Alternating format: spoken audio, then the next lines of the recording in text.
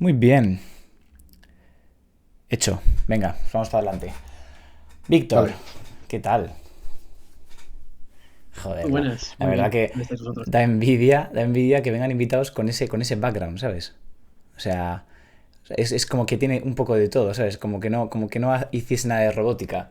Entre las pantallas, los robots, el perro. Está Pues mira, perfecto. no es un zorro, ¿eh? Es mi perro. Oye, tiene pinta. Oye, que estamos en directo, básicamente. O sea que ahora esto, bueno, hoy yo creo que al cambio de hora, no sé si cuadrará la gente o no, pero luego más o menos nos están viendo alrededor de entre 50 y 80 personas en YouTube en diferido. Así que, oye, lo bueno de esto es que es en directo, que no está nada scripteado. Como sabéis, estamos en TIS, que es nuestro club de emprendimiento, el que a mí me hubiese gustado tener cuando había empezado y creo que seguramente a Víctor también, porque da la casualidad de que además somos de la misma ciudad.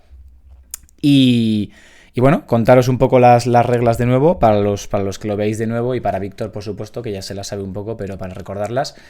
Los Sin Filtro son nuestros eventos de entrevistas en directo de 60 minutos, en los cuales hay aproximadamente 45 minutos de pregunta, o sea, perdón, de entrevista y luego unos 15 minutos de preguntas, aunque la gente últimamente está muy tímida y no quieren preguntar, pues oye, ellos se lo pierden. Las preguntas no tienen absolutamente ningún sesgo, es tu respuesta y vamos a decir, a partir de ahí no hay nada más, aparte de las opiniones que nosotros podamos dar sobre el mismo concepto. Víctor desconoce todas las preguntas. Yo creo que, por suerte, creo que no le han hecho ninguna entrevista de este pelo porque se lo rifan para entrevistas de robótica, pero yo creo que no es tan fácil que le pillemos para hacer entrevistas más normales últimamente, diría yo, porque no he encontrado ninguna. Obviamente el entrevistado puede contestar o no. Y nada, durante todo el proceso, por favor, escribid vuestras preguntas si hay alguno que entra después o que lo haga Carolina si no, o bueno, si no ya las harán por otras vías. Hoy está aquí con nosotros Víctor Mayoral. Le voy a dejar que se defina a él también ahora, por supuesto. Yo le conozco desde hace tiempo, desde cuando yo empecé a emprender. Él ya llevaba, vamos a decir, mucho más camino andado. Yo creo que cuando yo te conocí ya habías vendido Erle por entonces. Te conocí primero a ti, luego conocí a David, que es tu hermano. Y bueno, la verdad que yo creo que a partir de ahí él solamente ha ido subiendo, pero pues porque yo creo que también tiene la misma personalidad de que vamos comentando con todos los emprendedores que vamos hablando en DIS, que es esa resiliencia, ese seguir, él se ha especializado en robótica, aunque ahora contará él mucho más, y creo que lleva toda su vida en ello, y obviamente pues estamos hablando con uno de los... lo voy a decir, voy a envalentonarme para empezar ya directamente. Yo diría que es uno de los mayores expertos en hardware relacionado con robótica del mundo. Y creo que no me estoy quedando corto, pero ahora lo dirá él. Así que nada, bienvenido Víctor, gracias por sacar tiempo para nosotros, para esta pequeña comunidad por ahora. Un placer. Entonces, vamos ya directamente, que además sé que no tienes mucho tiempo. ¿Quién es Víctor Mayoral? Primera pregunta. ¿Quién es Víctor Mayoral? Bueno, me escucháis bien en primer lugar, ¿verdad? Perfectamente. Sí, perfecto. Fantástico. Bueno, pues permitid que comience en primer lugar agradeciendo la invitación, Aitor y Eris. Es un placer, honestamente. Conozco, como bien decía Eris, pues sus aventuras, sus andaduras, sus éxitos y los no éxitos también desde hace un montón de tiempo. Él también conoce algunos de los míos. Tenemos relación personal. Y eso es un poco lo que me ha traído aquí. Sinceramente, por echar un cable lo que haga falta. Y he curioseado un poco lo que estáis haciendo, chicos, y la verdad es que tiene una pinta estupenda. Así que daros un montón de ánimos. Deciros que creo que esto aporta mucho valor. Ya lo trasladaré a lo largo de la charla que mantendremos, pero como bien has dicho, esto es algo que creo que cualquier emprendedora o emprendedor nuevo, novel, querría. Así que bueno saber que existe, que lo lideráis, que lo lidera gente que además está implicada y en las trincheras, que es lo que hace falta. Así que empezar con eso, agradeciendo la oportunidad y dándos crédito. En segundo lugar, en cuanto a quién soy yo, pues bueno, has hecho una muy buena introducción. Soy un experto en robótica internacional, con especialidad en tres subsectores, en particular en lo que viene siendo la arquitectura de cómputo robótica, que se traduce en hacer cerebros para robots. También me he especializado en ciberseguridad robótica, básicamente hacer que los robots no se hackeen o no sean hackeados. Y en tercer lugar, el uso de técnicas de inteligencia artificial para hacer que estos robots pues, sean capaces de hacer más cosas. Esas son un poco mis áreas de interés académico, o es donde he publicado. Tengo más de 30 publicaciones científicas, más de 10 patentes emitidas, Voy a por mi sexta startup de robótica que anunciaremos dentro de muy poquito. Todas ellas constituidas y basadas en Gasteiz, en Vitoria, aquí en el País Vasco. Y bueno, pues normalmente arropando y generando valor a lo que viene siendo desde el territorio local hasta el resto de Europa, España, por supuesto, País Vasco y el resto del mundo. En cuanto a quién más soy, pues soy una persona, supongo que despierta en lo que a la tecnología se refiere. Me involucro sobre todo en proyectos tecnológicos. Invierto también en circunstancias en las cuales se alinea con mi tesis de inversión, que es básicamente lo que sé y conozco, que es robótica y ya está normalmente. Y aparte de eso, pues soy un forofo del deporte, en particular de baloncesto. Los gastistarras que hemos crecido y hemos nacido aquí sabemos que el baloncesto es una parte importante y yo, bueno, pues de toda la vida, honestamente.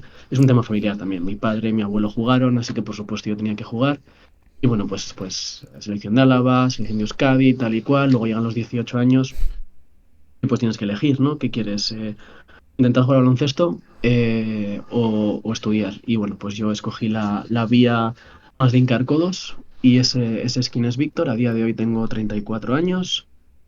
Y la verdad es que, pues, honestamente trabajo más de lo que me gustaría, pero mucho menos que hace años. La mayoría de mis empresas están ya autogestionadas, con un buen equipo directivo. Y honestamente, pues mi pareja me ha traído aquí a vivir enfrente de un bosque. Nos hemos construido una casa aquí en el Valle de Zuya, los que sois vascos os sonará, entre Vizcaya y Álava. Y bueno, pues mi pasión y mi afición a día de hoy es cuidar del jardín, de esta pequeña torre que veis ahí, y de nuestros dos hijos. El segundo está a punto de nacer, que es la razón por la cual Eric comentaba que, bueno, igual tengo que salir corriendo en cualquier momento. Así que sepáis que si lo hago es por eso. Muy bien. Antes de que empieces, Eric, yo también jugué a baloncesto y he vivido ahí en Amézada. ¿Qué En, dices? Ahí va, qué dos bueno. años en Amézada, sí, sí. Ostras. Bueno, yo soy de Vitoria también. Y bueno, desde que me fui, bueno, jugué 3 años en el Taurés. Y desde cuando me fui a Bilbao, estuve 22 años fuera de Vitoria, pero del 90, no, del 2008 al 2010 volví a Vitoria 2 años y me fui a vivir a Mézala. Mm. Ostras, qué bueno. O Pues sea que fíjate, tenemos dos cosas en común. Mucha ya casualidad, te mira, yo no digo. sabía que a Víctor le gustaban los deportes, pero no hubiese dicho nunca, de hecho estaba esperando a ver qué deporte dice, y nunca hubiese dicho baloncesto, la verdad, pero No, ostras, pues es que nunca hemos hablado de ello. O sea, sí, claro, nos hemos cruzado en gimnasio y tal, sí. pero haciendo pesas. Pero sí, sí, bueno, de hecho, ¿qué demonios? A día de hoy, después de 10 años no habiendo jugado, a ver, he jugado en la Liga Universitaria, he jugado en Noruega, he jugado en Corea del Sur, pero a otro nivel. Si lo dejas con 18 años, que en ese entonces jugaba en Nacional, algún partidillo que otro, pero a día de hoy os puedo decir que he vuelto a jugar. De hecho, juego en el equipo de Zuya, orgullosísimo, Sí. obviamente, con chavales que me saco 15 años y soy 15 veces más lento, por supuesto, pero honestamente con mucho La cabeza orgullo. va más rápido que el cuerpo. Ya, eso queremos pensar. Pero ya, Mézaga es un sitio precioso, así que nosotros estamos al lado, en Vitoriano, al final. Sí, sí, lo conozco, Sí. lo conozco. Oye, y un sitio precioso al que, por cierto, estáis invitadísimos, chicos. Si pasáis por aquí, Perfecto. tenéis Muy que bien. visitar y visitarnos. Yo, Por yo quiero, fin. yo quiero ver esa sala de. O sea, porque ahora mismo me parece que vaya. Te va. Mola mucho, o sea, que tiene que haber cosas guays. Vale, ya has comentado un poco a lo que te dedicas hoy en día, aunque yo te voy a hacer bastantes más preguntas luego, porque tengo mi información privilegiada, entre comillas, de que sé de dónde vienes.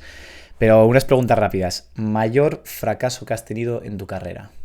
Si consideras que hay alguno o consideras que el fracaso existe, eso ya. Sí, sí, sí, sí, sí, por supuesto que sí. Sí, sin duda, el fracaso es parte de lo que algunos queremos entender como el éxito. Sin fracasos no hay éxito y como bien sabéis, en la tendencia americana es un aspecto que se pone como en tu currículum en primer lugar, mucho antes. Muchos fracasos. Y también muchas incertidumbres de qué podría haber sido si no hubiera tomado decisiones que abocaron en el fracaso. Un fracaso potencial es el hecho de que por ejemplo, con 23 años yo trabajaba en Silicon Valley, en California, estaba terminando mi doctorado en microbiorrobótica. Era buen estudiante, había ido muy rápido con todo, había pasado por medio mundo y estaba ahí pues con 20 y pocos años trabajando con algunas de las personas más brillantes del mundo en la robótica. y trabajaba en Mountain View en un sitio que se llamaba Open Robotics. Bueno, en ese entonces Open Source Robotics Foundation. Y este era un sitio, porque lo entendáis, equivalente. Voy a cerrar la puerta. Sí, sí, tranquilo. Este era un sitio equivalente, pues, si conocéis un poco la historia de la computación moderna, al Bell Labs del mundo de la informática. Es Ujú. decir, el sitio donde se ha gestado como tal la robótica moderna. Y éramos pues un equipo pequeñito, en total unas 10-15 personas. En mi equipo en particular éramos 5 personas y estábamos creando una cosa que se denominó y que a día de hoy se conoce como el sistema operativo de robots, que es básicamente una caja de herramientas con la que ingenieros e ingenieras hacen cosas con robots. Hacen que se muevan, hacen que hagan cosas. A día de hoy, para que os hagáis una idea del impacto de esto que yo ayudé a crear en 2013-14, el 90 y tantos % del mundo de la robótica hace robótica con esto. Entonces prácticamente se ha convertido, si queréis, en el Windows de la robótica, y ahí la relevancia. Y yo con 24 años tomé la locura, o la loca decisión de coger y decir que dejaba mi carrera como investigador en ese entonces. Y en ese entonces se puede decir que fracasé como investigador, al menos hasta ese punto. Y bueno, pues me vine aquí a Vitoria y fundé mi primera empresa. Lo hice por diferentes circunstancias personales y también por el gut feeling del empresario, porque quería hacer robótica más allá de diseñar castillos de arena.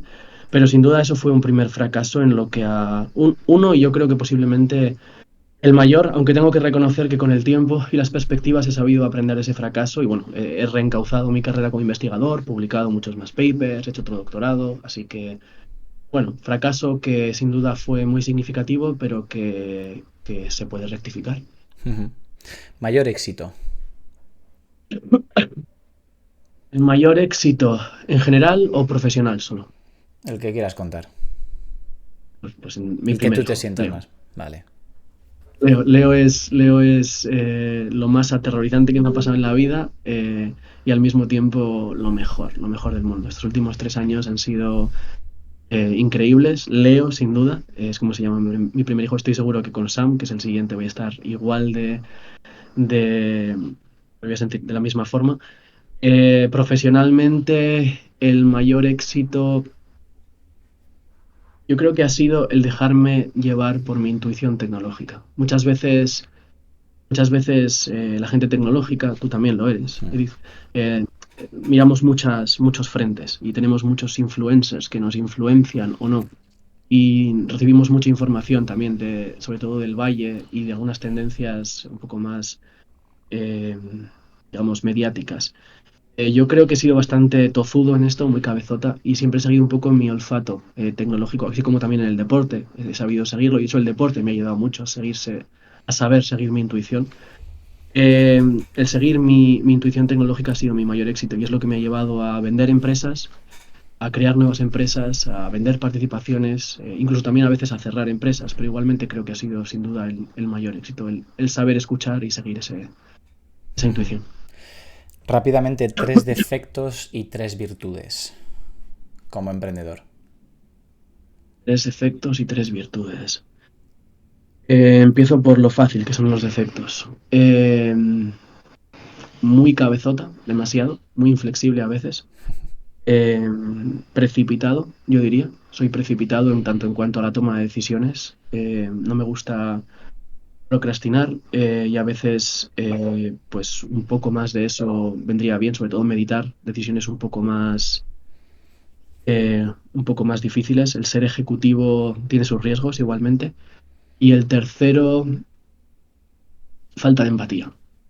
Soy muy ingeniero, muy ingeniero, y eso significa que a veces no me pongo suficiente en los pies de la otra parte, em, al menos en lo personal, quiero ser claro, en lo personal. Virtudes,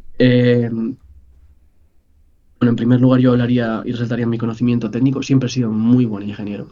Hice 2 ingenierías al mismo tiempo, a la vez. A las mañanas hacía teleco y a las tardes, noches hacía informática. Saqué las dos en 5 años mientras viajaba por el mundo. Tuve muchas becas. Estudié en Noruega, en Corea del Sur, en Italia. Entonces soy muy buen técnico. Soy, yo diría, posiblemente en mi sector, en mi área y en mi especialidad, pues de lo mejor de lo mejor. Eh, entonces eso creo que es una virtud buena. Eh, Segundo aspecto, creo que el aspecto estratégico. Como buen base de baloncesto, siempre me ha gustado mucho la estrategia y bueno, es algo que en mi trabajo, en el día a día, en mis inversiones y en mis decisiones tecnológicas tengo muy en cuenta. Veo unos cuantos pasos más allá y sé dar el pase pues casi un par de jugadas antes. Y me espero al momento apropiado. White chocolate. Creo haber sabido leer eso, sí. Y la tercera es que creo que soy en general buen actor. Es algo paradójico porque como ingeniero se nos entrena para ser poco empáticos, pero yo siempre he tenido esa virtud de non-verbal communication y de habilidades en general, al menos quizá no tanto como otros profesionales, pero desde luego mucho más que la media ingenieril. Entonces, eso me ha hecho acercarme con mucha facilidad al aspecto crítico de ventas, al aspecto crítico de negocio, de management y otro tipo de elementos que con el tiempo y con la experiencia te hacen ver que sin eso, pues de emprendedor tienes entre cero y nada. Muy, muy interesante. De hecho, es curioso porque tú eres como has dicho tú mismo, eres un perfil muy técnico y te das cuenta de que los perfiles muy técnicos necesitan ciertas capacidades de ventas, de distribución, de gestión, de todo. Y yo creo que eso, tú has sido capaz, eres un rara avis en ese sentido, por lo que yo te conozco también, porque eres multidisciplinar, pero al mismo tiempo eres muy especialista en una determinada cosa. Entonces, eso te ha hecho, pues obviamente, por esa cabezonería que decías que es un defecto, que al mismo tiempo es una virtud, yo creo, ir y seguir por el camino para conseguir pues lo que has conseguido. Y esto yo creo que abre el primer melón desde el punto de vista de emprendimiento, que es Erle. Quiero que nos cuentes un poco, porque yo sé lo que es, pero los oyentes seguramente no, un poco el proceso en resumen de Erle, desde que lo creasteis hasta que te asociaste con familia, con tu hermano y con Pachi, si no me equivoco, con tu padre también, no me acuerdo exactamente, pero bueno, nos lo cuentas. Y creáis la empresa, la creáis desde aquí, desde Vitoria. La conseguís llevar, además con el momento en el que los drones estaban muy, muy en auge, desarrolláis y sois capaces de venderla. Cuéntanos un poco, o sea, yo tengo muchas preguntas aquí, es decir, ¿cómo fue en ese momento vender, siendo tan joven? ¿Qué hiciste después? ¿En cuánto vendisteis? Si se puede saber. ¿Cuáles dirías que son las claves que hicieron que en ese momento fueseis capaces de vender? ¿Cómo es el momento de la firma de tu venta? Porque al final esto está muy bien verlo de grandes emprendedores, pero muchas veces como se cuenta a través de redes sociales y se cuenta de una determinada manera alterada, yo lo quiero escuchar de una persona que viene básicamente, como en muchos otros casos, pero no se sabe, en este caso sí, de una ciudad pequeña, ahí en el País Vasco, que somos un poco raritos, que vivimos ahí con un idioma que nadie conoce, y de repente dices, hostia, claro, es que sale gente de aquí, hombre, que sale gente como que de todos los sitios, pero creo que incentiva mucho a la gente a tomar acción. Entonces, bueno, cuéntanos un poco sobre todas estas cosas que seguramente, como buen ingeniero que eres y técnico que eres, te habrás acordado de la mayoría de las preguntas que te he hecho. Si no, ya te las volveré a preguntar, pero cuéntanos un poco la historia de Erle. Sí, seguro que alguna me tienes que repetir porque reconozco, me pilláis hoy con un trancazo increíble. Así que, bueno, disculpad, ya sabéis, tener niños pequeños en casa es lo que tiene. A ver, intento ser breve en un poco rememorar la historia de Erle y responder a todas tus preguntas al mismo tiempo. Hay algunas que voy a tener que soslayar, no puedo responder directamente por acuerdos firmados, en particular bueno, ahora llegaré. Vale. En cualquier caso, Erle Robotics es una empresa fundada en 2012-2013 aproximadamente. Se dedicaba a la creación de autopilotos para vehículos autónomos no tripulados. Este palabra o este conjunto de palabras significan que hacíamos cerebros para robots voladores, ¿de acuerdo? Para drones en particular. Y es parte del know-how que yo me traje de este sitio donde trabajaba. Os he hablado de Open Source Robotics Foundation. Me traje parte de este know-how y es con lo que pues, ayudé a crear estos cerebros robóticos. Es decir, llevo creando cerebros robóticos pues, prácticamente 12 años ya. Así que imaginad, sí, sí estoy cansado ya de eso. Que no lo estoy, por cierto. Entonces, bueno, empezó como una aventura, pues bueno, con bastante intensidad. De hecho, es una derivada de mis tesis de máster y de las dos carreras. Es curioso lo que has dicho antes y voy a hacer un pequeño inciso. Es cierto, tienes toda la razón, no hablo mucho de estas cosas, tampoco doy muchas entrevistas, la verdad, por dos razones. La primera es porque me doy mucho a lo técnico y ya está. no me doy a mucho más. Y la segunda es porque tampoco nunca creo que tengo ese nivel de confianza como para hablar estas cosas. Contigo lo tengo, Erid, así que encantado de compartir algunos bits si sirven para Te lo vuestro agradezco, proyecto y para sin duda. los y las que la verdad es que participen. Decía entonces, de esto creo que no lo he comentado nunca, la semilla de por qué Erle y de dónde nació en realidad fue antes, fue aproximadamente en 2010. Yo en ese entonces estaba en Noruega viviendo, que vaya salto, el País Vasco a Madrid y de Madrid a Noruega, y estaba a menos 25 grados bajo cero. No sé si alguna vez habéis visitado los países nórdicos, pero es un sitio en el que en invierno ves muy poca luz, con muy poca es igual 20 minutos, donde yo vivía en Trondheim, y hace extremadamente mucho frío y es, bueno, hasta cierto punto muy peligroso salir. Entonces yo participaba en un laboratorio en el que hacían vehículos autónomos no tripulados, aéreos, destinados a hacer tareas de inspección y rescate. Y a mí me fascinó eso, me pareció que era increíble, estaba en una fase muy prematura. Estoy hablando de 2010 todavía, mucho antes de que explotaran los drones o de que el AR drone, que fue uno de los primeros comerciales que se puso de moda, de Parrot, saliera a la venta muy, muy temprano. Y ahí yo vi un potencial increíble. Entonces me traje fundamentalmente esa idea y sobre todo me traje la idea de querer hacer drones pequeñitos, como la palma de tu mano, que tú pudieras desplegar. Un poco ese fue la aventura, la creación de cerebros robóticos para drones que permitieran hacer vehículos autónomos con capacidades robóticas y pequeños. Y eso es lo que hicimos durante bueno, unos años. Recibimos, la empresa la fundé con mi hermano, en efecto, a partes iguales. Y por supuesto nuestro financiero, desde el primer momento, desde el momento menos uno, fue nuestro padre, Pachi.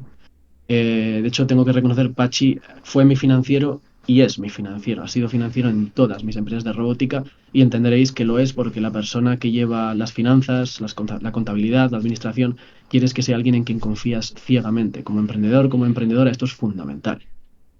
¿Y quién mejor que tu propio padre?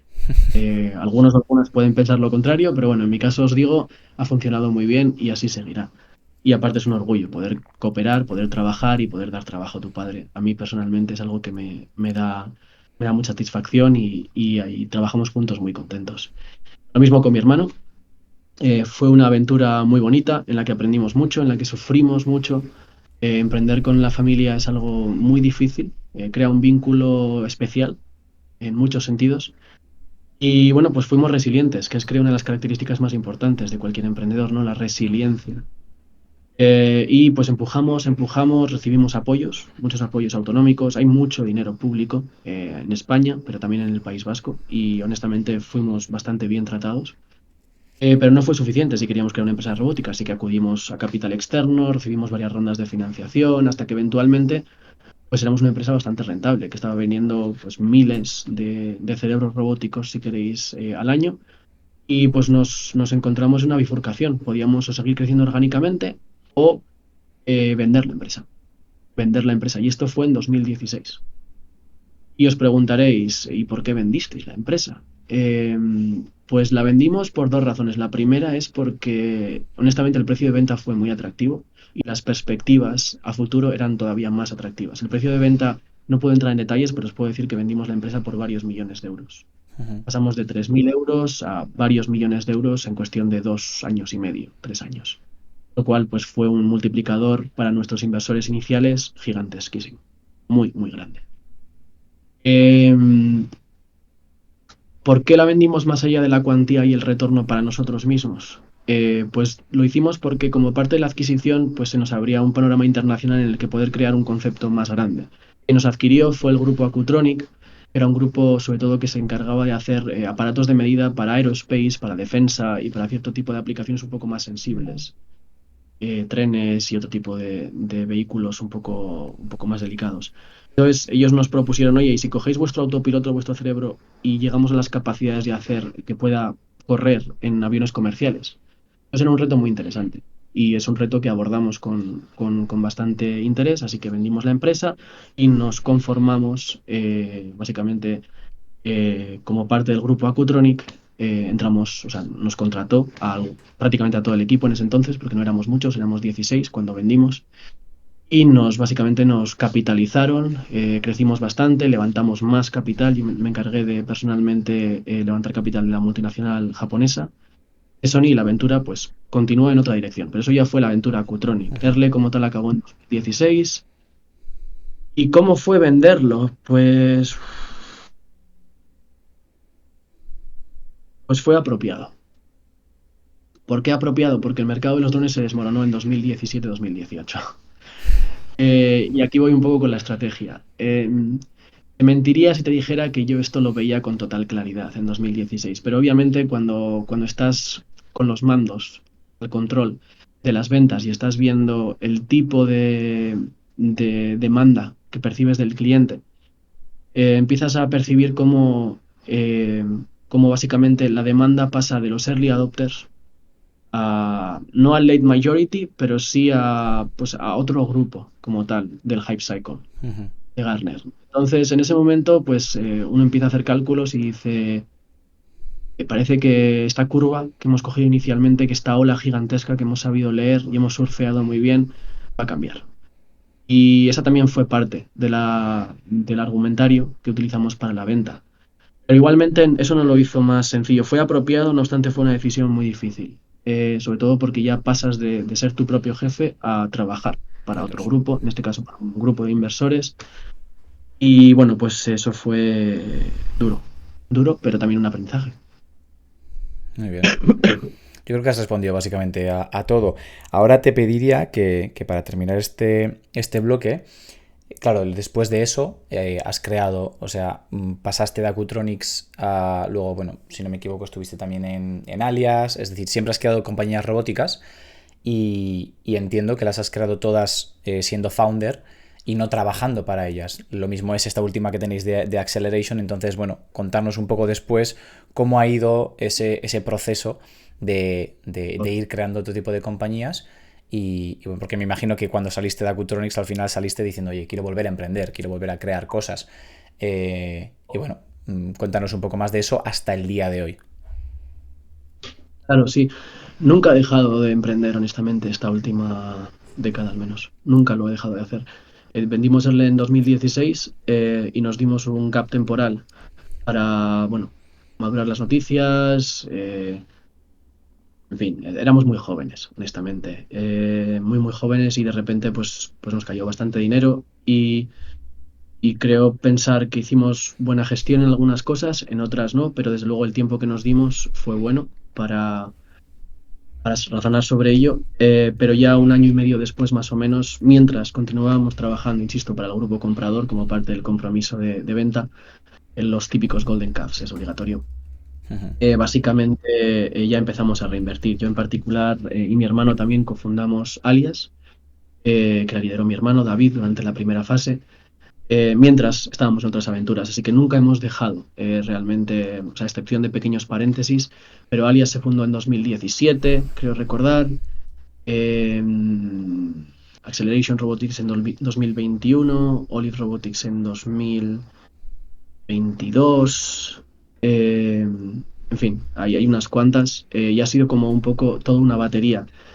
Por un poco desgranar más un poco, en realidad ha sido parte de una experiencia. La experiencia en este caso, no sé decir de un emprendedor o empresario, porque ya no sé ni en dónde estoy en la línea, pero bueno, Erle fue nuestra primera aventura, nos salió bien a la primera y sin conocimiento alguno, y eso fue una carambola, honestamente. Fue una carambola por dos razones. La primera es porque fuimos muy resilientes, la segunda es porque en la robótica, como en otros sectores tecnológicos, hay una burbuja gigantesca. Ujú. Es decir, no hace falta ser muy bueno para vender, hace falta tener los conocimientos técnicos. Entonces tenemos mucha suerte en este sector. Pero igualmente, que te salga bien la primera es, bueno, como sabéis, no lo más común.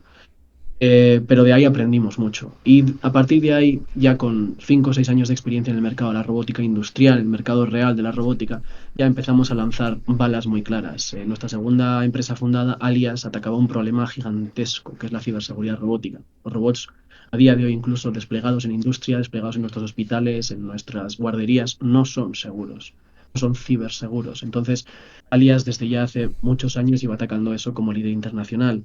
Acceleration Robotics ataca otro de los problemas identificados, que es pues el hecho de que los semiconductores en la robótica como tal no existen, no hay arquitecturas especializadas, entonces ataca otra de las verticales. Son todas empresas extremadamente técnicas, tecnológicas, como digo, surfean o se adentran en esta burbuja tecnológica en donde honestamente pues vivimos un poco en un limbo y reconocerlo también es parte del juego, ¿eh? Pero dicho todo eso, el aprendizaje de los años sobre todo ayuda mucho a la lectura del mercado, a hacer ventas de forma más directa, porque al fin y al cabo, como digo, las ventas son muy prospectivas. No es un sector como otros, en donde pues quizá tú puedas aprender con ciertos esfuerzos, con ciertos cursos, con cierto material.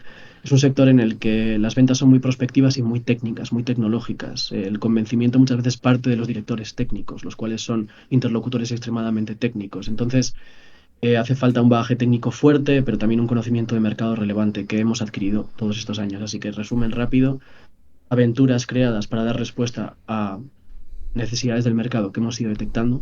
Insisto, emprendedor, ataca un problema, responde a necesidad del mercado. Y hemos tenido mucha suerte, honestamente, mucha suerte. También hemos recibido mucho apoyo local, que es algo a lo que invitamos que otros emprendedores y emprendedoras se animen. Hay muchísima financiación pública, que hagan uso de ella. Sí, eso es cierto. Y ya le doy el paso a Aitor. Lo último que quería decir era que yo lo que observo es que al final tú te has dedicado mucho a ser estratégico en nichos muy relacionados con infraestructura. Es decir, no generas el robot que pone la pieza del coche, sino generas la cabeza del robot o generas el paquete de seguridad que tiene que tener el robot. Entonces, bueno, obviamente me imagino que porque también hay lobbies bastante grandes desde el punto de vista de robótica en lo que se respecta a construcción de los mismos, pero es algo interesante. Al final, esta misma idea de infraestructura se puede poner en práctica a otros muchos negocios y te permite ser un proveedor más grande y quizá vender de una forma más prospectiva pero más específica, porque no es lo mismo venderle a alguien que no sabe qué tipo de robot necesita o a alguien que hace robots y que sabe que necesita una infraestructura que lo potencie. Entonces me parece interesante y le paso a Aitor porque es que está además muy relacionado con todo esto, es decir, más preguntas sobre la parte robótica que yo creo que interesan a todo el mundo y que igual yo diría que hoy en día estamos muy ciegos, pero él te las va... Aitor es menos tecnológico, bueno, somos sobrino y tío, como habrás sabido, y yo soy la parte más tech. Él lleva muchísimos más años emprendiendo que yo, obviamente, y es una conjunción muy interesante. Entonces él te va a hacer preguntas también desde el punto de vista más relacionado con el dinero, con tal, incluso con esto, con la parte de robótica, pero menos tecnológica, lo cual está muy interesante. Así que dale, Aitor, todo tuyo. Con la primera que... Sí, dale. Disculpa. Dime.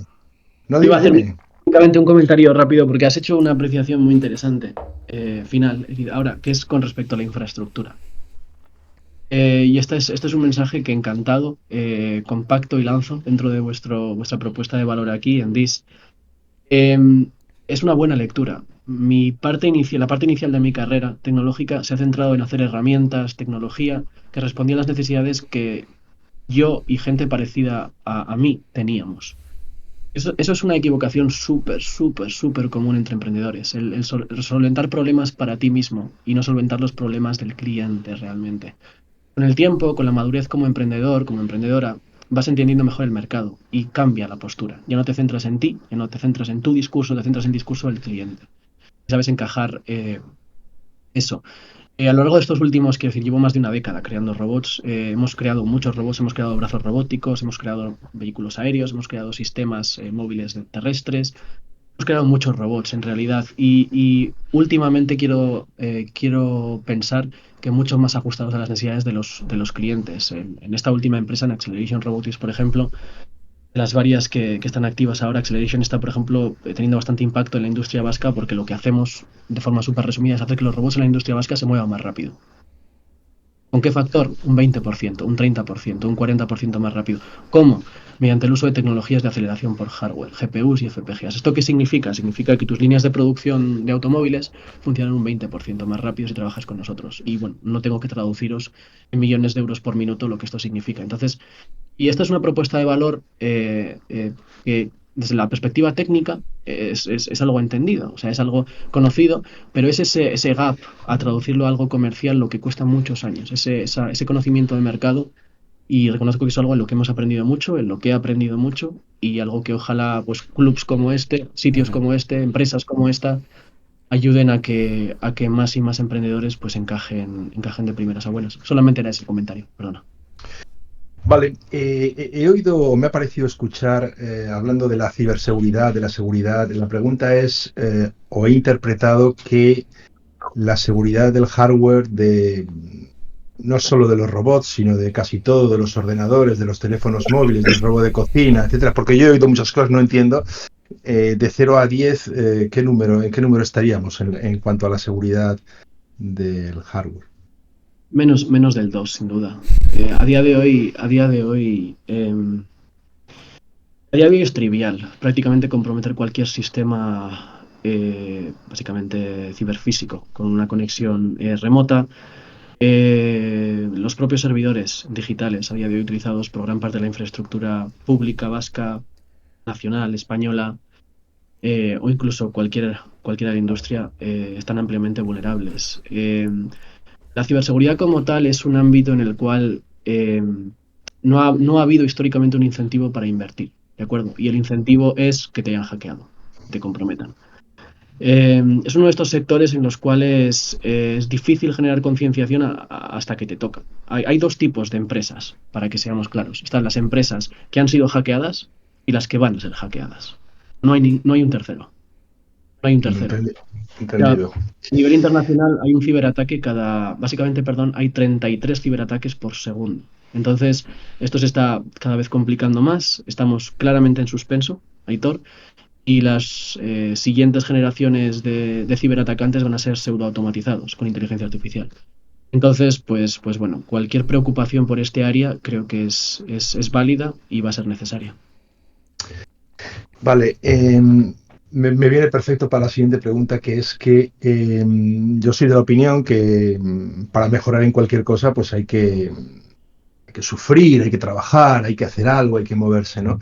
Y yo observo que muchos, igual no es, perdóname la terminología, pero hay muchos avances, no voy a hablar de robots, que están haciendo, valen para muchas cosas, pero yo observo que hacen más tonto al ser humano, hacen que la persona tenga menos aptitudes, es decir, tenemos el Google Maps, la gente ya no busca nada, tenemos el móvil, la memoria ya da exactamente igual, el robot de cocina, por ejemplo, una cosa que yo no entiendo, el coche autónomo, es que yo no lo entiendo, o sea, yo quiero conducir el coche. Bueno, el caso es que hay muchas cosas y tú entiendes mucho más que yo. Y esto quiero hilarlo con que una vez que hice un viaje a Egipto, me dijeron que Egipto, me quedé choqueado del tema, ¿no? Me dijeron que Egipto, desde la época de las pirámides, la filosofía del egipcio era no querer avanzar, no querer prosperar en el sentido tecnológico. Entonces, mi pregunta es, claro, aquí hay punto bueno y punto malo. ¿Tú cómo ves esto de que, claro, hay muchas cosas buenas, evidentemente, o sea, sería estúpido decir que no vamos a utilizar ahora mismo smartphones, ¿no? Por ejemplo, ¿no? Pero esto unido al tema de, bajo mi punto de vista, la disminución de las aptitudes humanas y de la ciberseguridad o de la poca seguridad que existe, ¿cómo ves tú la senda de este avance de la humanidad? Una pregunta muy interesante. A ver, el uso de la tecnología y la creación de herramientas tecnológicas es algo muy intrínseco a nosotros, es algo muy antropomórfico. Mi convicción es que esto solo va a crecer y va a continuar ocurriendo de forma exponencial. Pero haces una muy buena lectura, que es, ¿y qué hay de las consecuencias de todo esto? Y no hay suficientes personas hablando de esto, pensando en esto, haciendo negocio de esto. Yo personalmente, como friki tecnológico, si me lo permitís, pienso más en la parte excitante de la creación tecnológica que en las consecuencias. Muchas veces soy de los que piensan que un tenedor puede matar, pero sigue siendo una herramienta y depende en qué manos, pues puede hacer mucho bien o puede ayudarme a comerme un buen filete. Entonces, esa es mi perspectiva general tecnológica. Ahora, estoy muy de acuerdo con la apreciación de que mucha de esta tecnología nos está atrofiando. Esto es una realidad. Ocurre sobre todo en las relaciones humanas. No somos conscientes que el ancho de banda que compartimos cuando mantenemos una conversación está coartado por los canales que utilizamos. En este caso, pues bueno, tenemos bastante ancho de banda, ¿no? Visual, auditivo, pero aún así no es el mismo que si me estuvierais viendo a mí gesticulando con comunicación no verbal, si yo os estuviera proyectando, mirándoos a los ojos.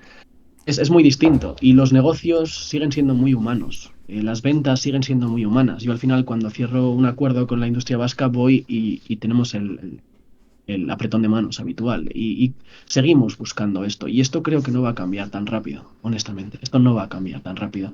Va a continuar así. Entonces el ritmo de cambio tecnológico creo que es bastante sorprendente, da un poco de miedo.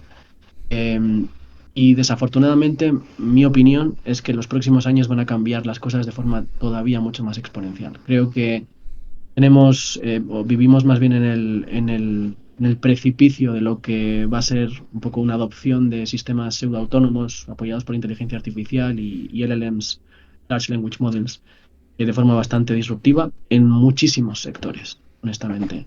O sea, yo me he tirado la última década escribiendo artículos técnicos en inglés. Inglés ha sido mi día a día. No soy nativo en inglés, pero me siento muy cómodo con ello. Y os aseguro que a día de hoy veo artículos generados por sistemas pseudoautomáticos que escriben mejor que yo.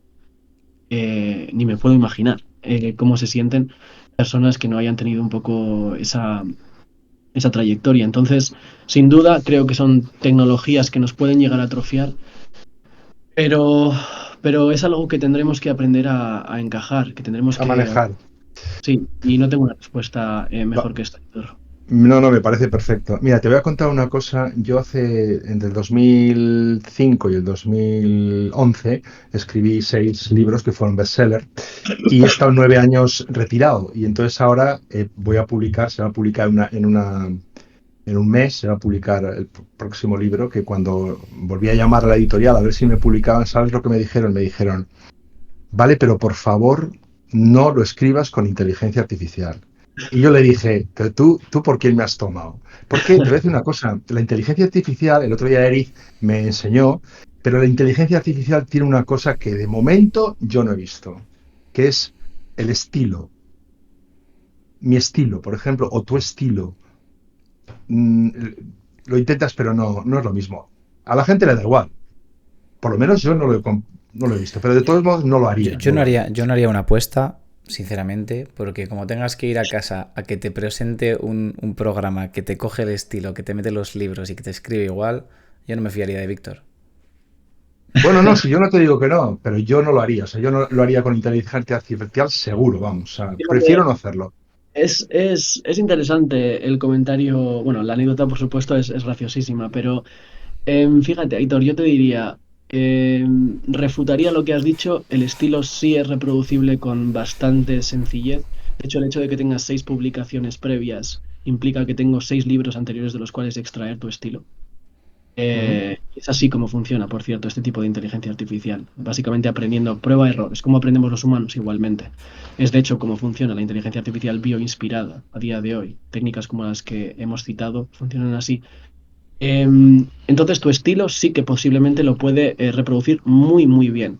Algo que no podrá hacer nunca es tu creatividad, tu fase inventiva y ese punto, esa parte más original, si quieres. Esa es tuya, intrínseca, ese es tu cerebro.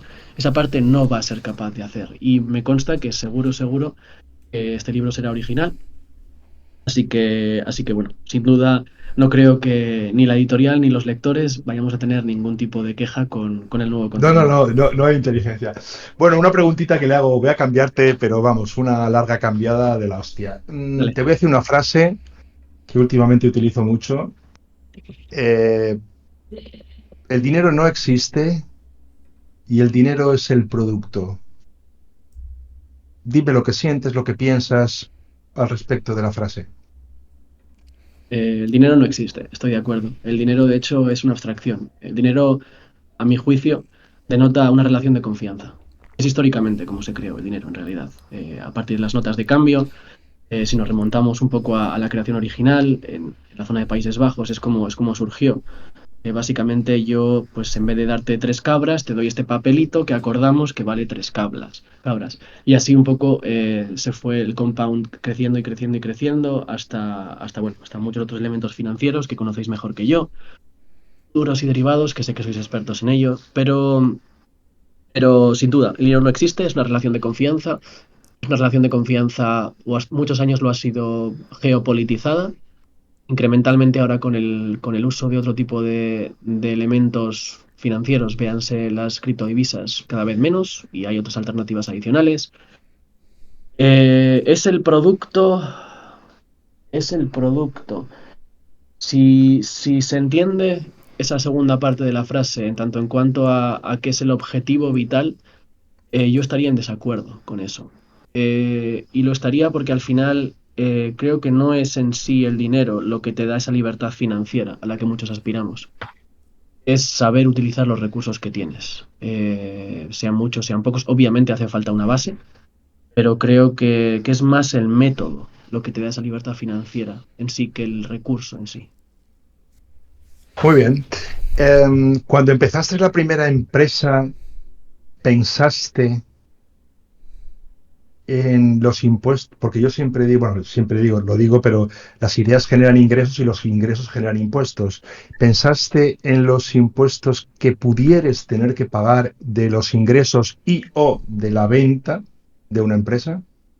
No, rotundamente no. No pensé en ello y me lo comí con patatas, con perdón. No, he pagado muchísimos impuestos, chicos. Esto es muy importante. ¿Aconsejarías a un emprendedor que lo pensase antes de empezar?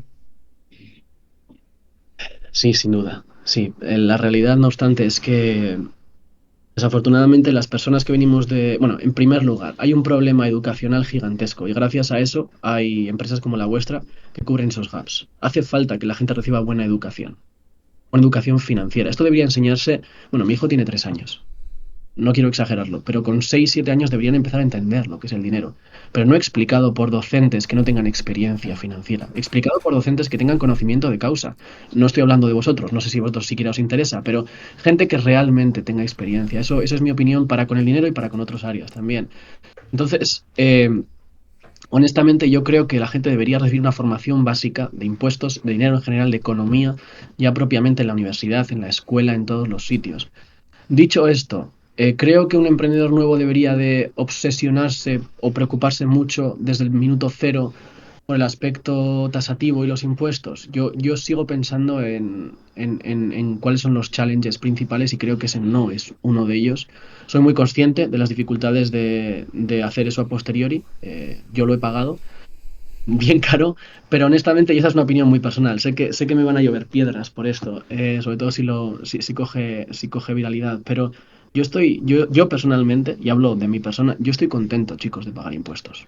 Eh, Obviamente, soy consciente de que hay muchas formas de optimizarlos y no niego el hecho de que obviamente haga optimizaciones dentro del marco de lo que está permitido, pero yo personalmente en ese sentido tengo una actitud muy alemana. Mi pareja es medio alemana y me gusta mucho ese modelo, donde la gente por educación entiende para qué son los impuestos, entiende el por qué pagamos impuestos, para qué se utilizan y cómo eso genera valor.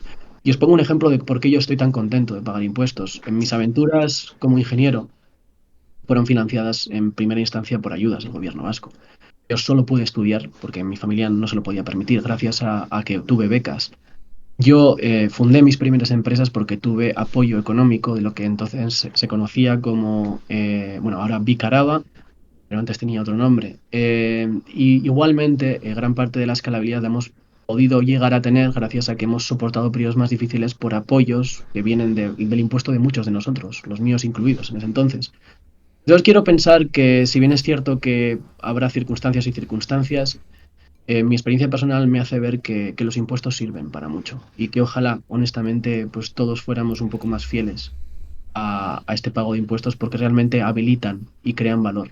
Porque a final de cuentas, chicos, son los empresarios, los emprendedores los que generan ese valor, esos puestos de trabajo y pues una vez más, impuestos que generan trabajo y que hacen que la rueda gire y esto siga funcionando.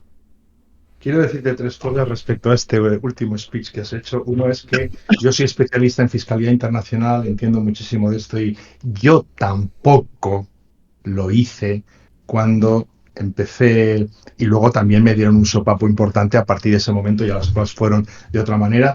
Te iba a preguntar una cosa, te la voy a decir, pero ya huelga, que era ¿por qué estás en Vitoria después de haber hecho todo lo que has hecho, la venta, etcétera, etcétera? Pero ya no lo voy a preguntar porque aparte que conozco cómo funcionan mucho, ya has hablado de la financiación, has hablado de los impuestos y me parece cada uno tiene su opinión y como muy bien te ha dicho Eriz, aquí nunca opinamos de las respuestas del entrevistado, que es el verdadero artista de los Sin Filtro.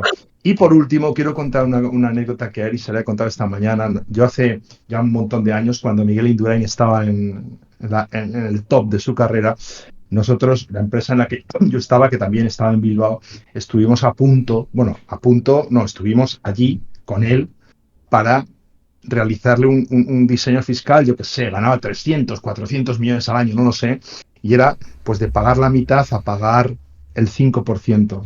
Y Miguel Indurain, me acuerdo perfectamente, me dijo, a mí no me importa pagar el 50% porque yo quiero vivir en Villava. Entonces, ante esa respuesta, es que no se puede decir nada, es súper respetable y ya está, ¿no? ¿Cuál es el lugar al que siempre quisieras volver? Aquí a casa, al País Vasco. Y está muy relacionado con el comentario que has hecho, Aitor. Sí, y veo tu perspectiva y hasta cierto punto quiero pecar de ser un poco ignorante en eso. Soy muy consciente de la optimización y del marco a ello. Pero yo me siento en la obligación de dar de vuelta, de entregar de vuelta, de contribuir de vuelta. Y creo que aquí, en general, en el País Vasco tenemos en gran medida mucho esa actitud y me gusta ser parte de unas personas, o me gusta ser uno de esos que contribuye de vuelta. Es este sin duda el sitio al que volvería, es al que he vuelto desde muy lejos y es al que una y otra vez, el que una y otra vez me hace sentir en casa. Muy bien, pues por mi parte, Eriz, muchas gracias, Víctor. Por suerte, de hecho, Dale es, caña. es un lugar muy chulo, tiene una muy buena calidad de vida.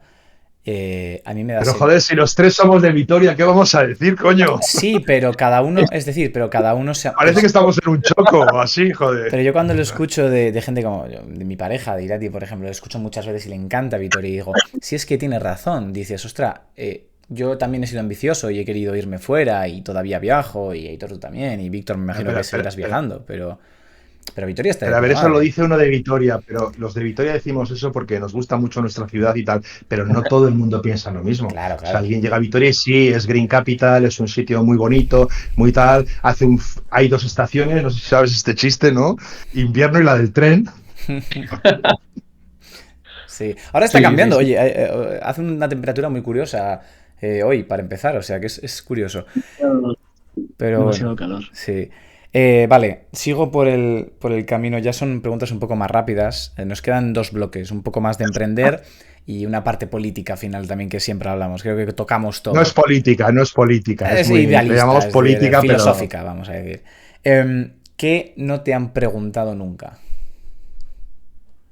Estas empiezan a ser ya las más difíciles, ¿eh? Ojo. Me han preguntado nunca. Pues nunca me han preguntado si volvería a hacer lo que he hecho, si volvía a tener 18 años. Y entiendo que por lo que has contestado al principio de esta charla, que si alguien ha llegado ahora que se la vea, eh, está la respuesta, vamos a decir, ¿no? Porque has cogido desde el principio de Erle y has hablado de la parte del fracaso, no fracaso, de... Honestamente, tomaría decisiones muy diferentes, muy, muy distintas. Muy, muy distintas. Desde luego, la primera decisión sería no estudiar en España, y por razón. Eh, muy distintas. No, nunca volvería a hacer dos carreras a la vez. No lo recomiendo. No lo recomiendo. Nada. O sea, sacrifiqué vida social durante unos años muy, muy bonitos, con un coste creo que muy elevado. Sí, me ha ido bien, pero me podía haber ido muy mal, honestamente. Pero, pero sí, sí. Intento no mirar mucho atrás, la verdad. No me arrepiento, ¿eh? No me arrepiento, pero creo que cambiaría muchas cosas. Hablabas antes además de la... Yo me identifico contigo porque también soy técnico en otras cosas, obviamente. Y me identifico con la parte emocional que has dicho, que es necesito tener más empatía. Y eso, vamos a decir, está más o menos hilado con mis emociones no afloran constantemente, lo cual está muy hilado también con no miro mucho atrás, miro para adelante. Entonces es una personalidad que yo creo que ahí también pues ayuda para determinadas pero cosas y Eriz, cuidado, que ha dicho que es poco empático porque es ingeniero, pero luego ha dicho que es muy buen actor. sí. Pero actor yo lo relaciono mucho más con estrategia y con no Bueno, implicación emocional. actor, actor. actor, y si tiene que demostrar emocionalidad porque la acción lo requiere, pues eso es un actor. Sí, bueno, O sea que, bueno, obviamente lo tendría que contar él, pero yo no quiero, o sea, es como revolver entre lo anterior y estaba relacionado con esta pregunta, pero bueno, era un comentario de observación más que nada, no de opinión. Vale, ¿y qué es algo que nadie sepa de ti o del trabajo que haces? Pues, que tengo un afán y un portfolio en criptodivisas bastante grande. Esto es uno de los, no sé si es bueno, no es un secreto, os lo estoy contando y la gente cercana a mí lo sabe y honestamente hasta cierto punto entidades bancarias tienen algo de información, lo que les corresponde y lo que he decidido darles. Eh, Como entenderéis, con bastante conocimiento tecnológico, pues es razonablemente sencillo para mí llevar a cabo acciones en el mundo cripto que en otro sentido no están accesibles a muchos usuarios. Yo entré en el mundo cripto muy al principio. Muy al principio significa muy al principio. Yo estaba haciendo el doctorado en Italia, comencé el doctorado en Italia cuando Bitcoin valía 1 euro. Y en nuestro laboratorio pues hicimos una porra y compramos Bitcoin. Hostia, Entonces, os podéis hacer un una idea. buen OG, ¿eh? Eso no me la sabía yo.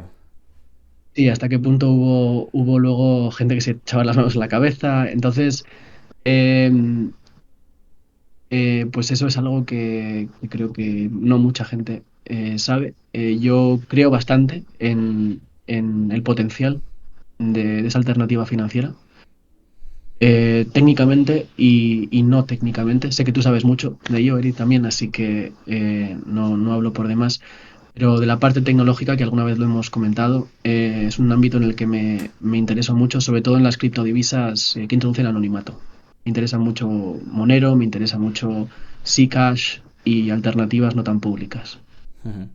Mira, de hecho creo que creo que vamos, yo seguramente voy a coger, yo porque es más fácil para mí, voy a coger tu invitación de algún día ir a ver tu casa y a cenar. Yes. Pero yo sé que Aitor va a querer también, porque a Aitor también la privacidad y todo lo que rodea le interesa mucho. Y yo creo que tienes mucha información sobre eso y vas a saber mucho sobre eso. Uno, porque eres un experto en ciberseguridad y dos, porque obviamente le das vueltas. Entonces, bueno, creo que vamos a ir juntos, me parece interesante. Cuando Eh, queráis, sí. Última pregunta por mi parte. ¿Cuál es la cosa más increíble que has visto con tus propios ojos? Disculpad que suene repetitivo, pero nacer a mi hijo. Esa es la más increíble, sin duda. No, no, no Pero lo en es. plan, en mayúsculísimas. Hay una cosa, no obstante, que además me viene al pelo para esta charla con vosotros, que es increíble. No sé si es la más increíble, pero es increíble y me hace ilusión. Es ver que iniciativas como esta surjan, y lo explico. Em, Cuando alguien comienza un nuevo proyecto, una aventura emprendedora, em, en el extranjero es muy común tener mentoring, tener apoyo, tener soporte y pagar por ello. No hay ningún problema. Si alguien ha estado alguna vez en el gimnasio en Estados Unidos, lo primero que ocurre es que te suele venir un mostrenco que te ofrece sus servicios de entrenamiento personal y te dice muy claro cuánto cuesta y cómo es. Y ahí la gente lo tiene aceptado desde el día uno. Es como funciona, es como es. Y todo es distinto, ok. Sí, hasta el baloncesto es distinto. De hecho, como recomendación, si os gusta el baloncesto, no juguéis en el gimnasio en Estados Unidos porque os van a dar pal pelo. Pero vamos, dejando eso de lado, me ilusiona mucho ver cómo hay oportunidades ahora que antes no existían para nuevos emprendedores. En particular que ayuden a gente de forma agnóstica al sector a encauzar un poco sus proyectos. Eso creo que es increíble. Es algo que responde a una necesidad, es algo que estáis haciendo aquí, que no se hace suficiente y sobre todo que va a permitir que muchos y muchas se atrevan a pedir ayuda, porque eso es algo que aquí no hacemos. En España no pedimos ayuda. A mí me escriben súper pocas personas pidiendo consejos sobre robótica. Las que me escriben siempre les respondo. Da igual quiénes sean, da igual cómo sean, da igual que me gusten o no, siempre les respondo. Entonces da gusto ver que haya pues entidades como la vuestra y creo que eso solo va a hacer pues que se convierta en un spotlight y que la gente pues no solo se apoye financieramente, sino que se apoyen con ello igualmente financieramente. Así que Te agradezco eso creo que es increíble. muchísimo las palabras y para cerrarlo y que Aitor termine con sus preguntas ya de la parte filosófica política. Eh, Es muy interesante lo que cuentas y por tu experiencia. Yo nunca había utilizado ese tipo de metáfora de Estados Unidos a España. Pero me parece muy interesante porque sí que es cierto, nosotros al final queremos hacer algo de valor y completamente directo y real, que yo creo que es lo que importa. Lo que pasa es que obviamente eso no es mainstream, es decir, eso va a costar que la gente coja ese tipo de contenido y lo vea de valor. Tanto eso como la parte del mentoring, es decir, que sean capaces de valorar y decir, eh, cueste lo que cueste, es decir, podrá ser caro, podrá ser barato, depende de lo que sea, pero yo si voy, es decir, desde el punto y en algo que es emprendimiento, es decir, que algo con mucha incertidumbre, con mucho riesgo, con algo que no sabes exactamente qué te va a ocurrir, pero sí que es cierto que la figura del mentor es muy interesante. Y yo he tenido momentos en los que no la he tenido para nada, empecé al principio sin nada, y luego la he ido teniendo y me he ido dando cuenta de cómo te acelera. Entonces, uno, lo decía, te agradezco las palabras, nos costará, lo sabemos, es decir, vamos creciendo poco a poco, pero no somos el típico vendehumos de las redes sociales. Hemos hecho cosas, tanto exitosas como no exitosas, y creo que el formato irá cuadrando poco a poco. Bueno, lo digo ahora a 15 de febrero y esperemos que siga así. Y gracias a gente como tú que venís aquí, que contáis y reafirmáis lo mismo que contamos aquí, creo que poco a poco cogerá más valor. Qué bien. Bueno, te voy a hacer unas cuantas preguntas. La verdad es que muchísimas gracias. Bueno, la verdad es que, mira, yo siempre digo que cuando hay gente inteligente se da cuenta de las cosas. O sea, porque hay gente que es que da igual. O sea, lo del mentor, yo he tenido varios mentores. O sea, cuando tú quieres hacer una cosa, lo que sea, lo que has dicho del gimnasio, o sea, si tú encuentras a alguien que quiere enseñarte y ayudarte a recorrer el camino que tú quieres recorrer y que lo ha recorrido él, joder, si es que es un acelerador alucinante. O sea, pero en fin. Bueno, Exactamente. yo te quiero hacer, me gustaría que, como tú quieras, ya sabes que las preguntas se pueden contestar, ¿no? ¿Cómo te definirías tú socioeconómico políticamente?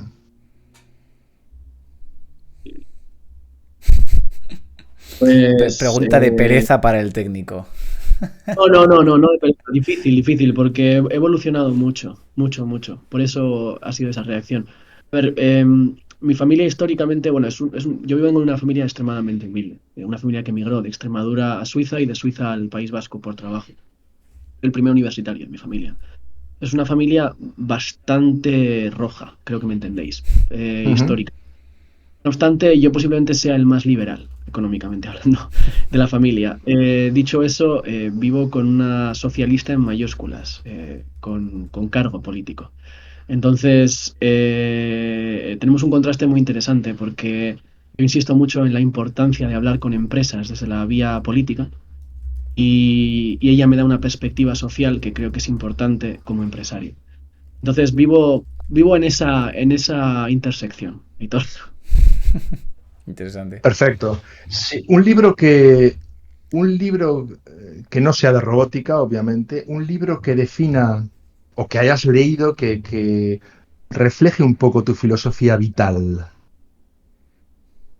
Pues yo citaría Padre Rico, Padre Pobre. Es un libro cortito, muy pequeñito, muy popular y extremadamente interesante, que habla de cómo obtener esta libertad financiera. Básicamente, con varias metáforas, explica cómo si realmente quieres salir de la carrera de ratas, la denomina, que es pues, la típica bobina en la que corren los hámsters y que si tienes más dinero o menos dinero, pues gastas más o menos en proporción a lo grande que eres, ¿no? Pero que el objetivo de una persona inteligente financieramente debería ser salir de esa carrera de ratas y obtener tu libertad financiera haciendo que el dinero trabaje por ti, no que tú trabajes por el dinero.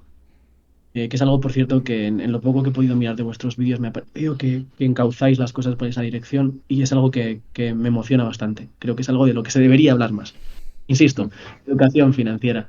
Así que sin duda, Padre Rico, Padre Pobre, pero eso es solo un punto de partida. Padre Rico, Padre Pobre solo te va a dar un primer insight.